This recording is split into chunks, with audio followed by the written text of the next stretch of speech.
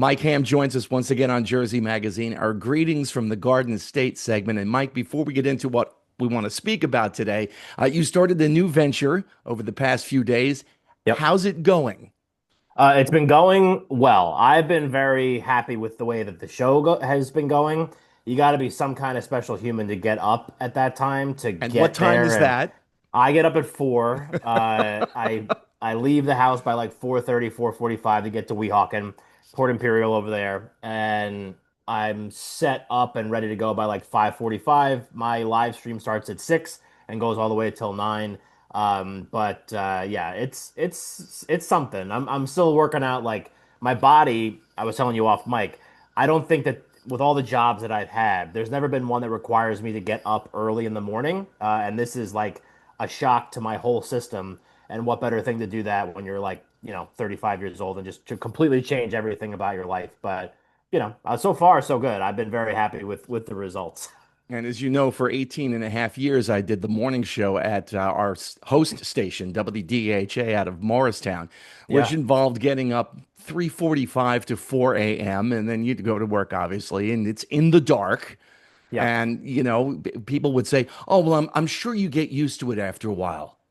No, No, you really don't. you don't. Yeah, I You mean, I'm hoping, don't. I'm hoping that I do, No, but you don't. I, You're not I, going to. all right, perfect. I think the one thing for me that I'm not like, it's not that I don't mind it. Like I make it happen. Like I get up, I don't sleep well anyway, so like I'm up anyway.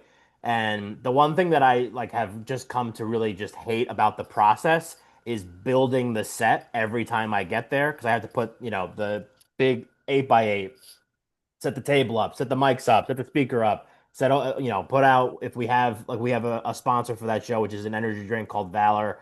So yesterday or Wednesday, I mean, we were giving out samples. I'm facilitating those samples as well. So I'm walking around with like cold hands going, anybody want an energy drink for free? And then also like doing all these other things and running a 3-hour show. So it's the actual like manual labor that early in the morning that is not my favorite part, I'll say. I don't I want to will say poo-poo that it, but I will say this: you don't get used to it, and in terms of getting up at that hour of the morning. But once you get into the routine and the whole idea of being at work and the movement, the way you described it, it is a lot of fun.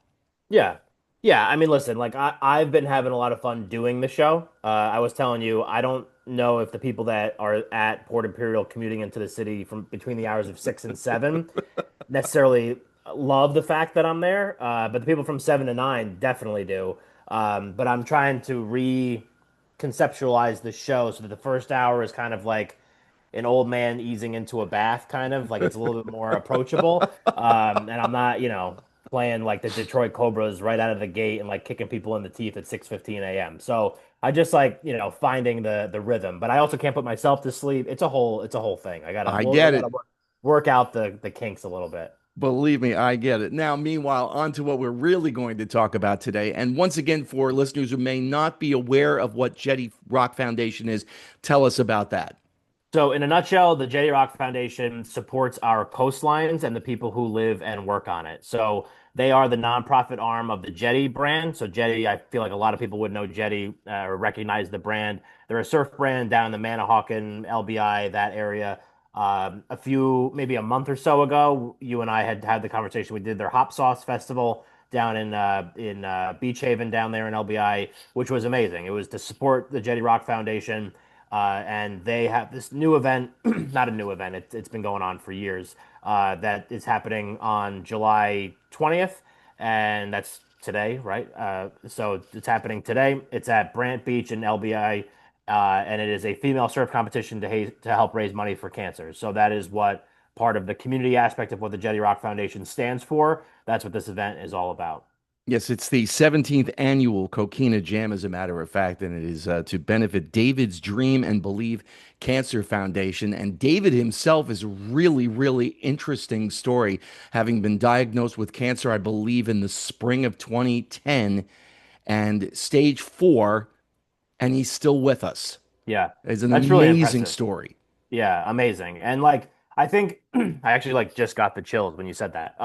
When you start like finding people that are like in your ecosystem. So like Jetty and the Jetty Rock Foundation are partners of ours, and being able to be a part of that community and the people that you meet through those communities, like really solid, great people, tend to introduce you to really solid, great people. Like, it's just like the way the world works, you know? Great people aren't introducing you to bad people. And just being around Jetty and being around the Jetty Rock Foundation and the people that run that whole show for them, then you meet somebody like David, who I'm very excited to talk to at some point on Sunday. I think that's going to be a lot of fun, and just kind of get a little bit of a glimpse into the story of what this is all about and like why it means so much, and really kind of like start to conceptualize a little bit how many people they've been able to help. Because I know they've raised, I think, over this event has raised over $550,000, which is really incredible when you start to kind of put that all together. You talk about surrounding yourself with good people. And when I was little, my dad used to say to me, show me who your friends are. I'll tell you what you are. Now, I Yep. didn't understand that. I don't know, 8 or 9 years old the first time I heard it, but it stuck with me even to this day. And I've told all of my kids the exact same thing. You know, if you surround yourself with jerks, you surround yourself with great people. Yeah, It yeah. That there's literally no part of that that's untrue. Like, and that's really something that I've noticed. I think it's just like your energy, the vibes that you bring, like the way that you kind of interact with the world. I think that there's so much to say to that, because it's like, you know, like Jetty, I know for a fact has been community's been a big part of their brand and everything since they started 20 years ago, 25 years ago, however long it's been. And to know that this Coquina Jam has been going for almost as long as the Jetty brand has been around is a telltale sign that they really take community seriously. Because like when they started, it was just some buddies that wanted to make some t-shirts, and they were supported by their local community, the different surf shops down there, all that. And now they're, I would argue, one of the more recognizable United States surf brands in the country.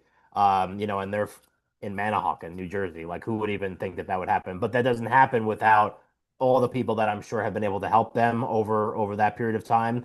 And then just to be a newcomer to that, because I mean, I've known Jeremy, the CEO, and some of the other folks there for a couple of years now, but this year is our first year as an official partner of Jetty and the Jetty Rock Foundation.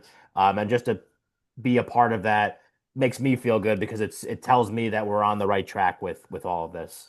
And again, David's story is really incredible if you go back to the spring of 2010. And if you've ever been told those words, you have cancer, you know that you don't hear anything that follows from the medical professional you're speaking with. That's the Yeah. only thing that you hear. And it takes a while for that to sink in.